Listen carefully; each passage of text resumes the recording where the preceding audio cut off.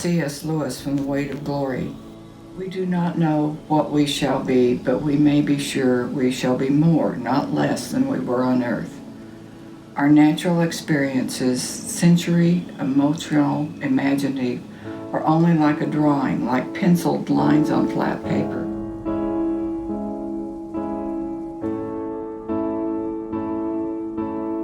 Well, we lost our daughter-in-law on March 3rd of this year, Cheryl Henderson Blunt, to cancer. And she was 47 years old.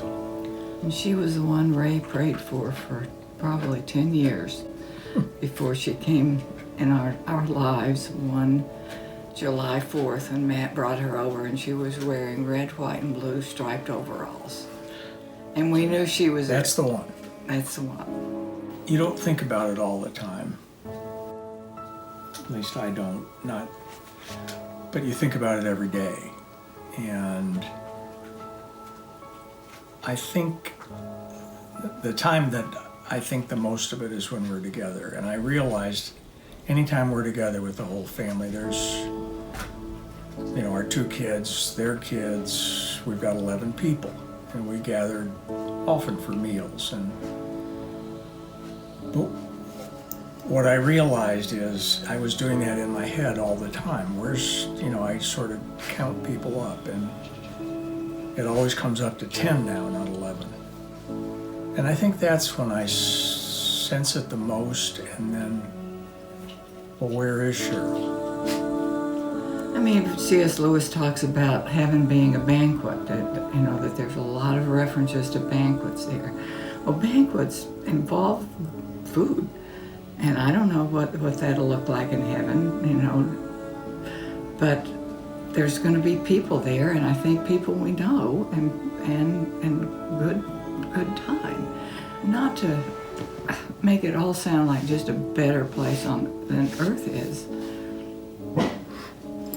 Because I know being in the presence of Jesus, a lot of what we long for now will be fulfilled. I think of home as all of us around the table at Thanksgiving at a place. And this is the place where we are right now, in our house, and the family gathers. But how can it be home when you don't have your loved ones around you? On the one hand, I love that idea. On the other hand, it's not yet. I thought about heaven all the time. I think it pops into our minds, but I really, really wanted to know more about does it exist? Is it tangible? Or is it just kind of jelly that just floats through my mind sometimes, and I'm hoping I go there, and I hope she'll go there. I can remember one time she was in the hospital just screaming with pain, and I just prayed, and there was no relief.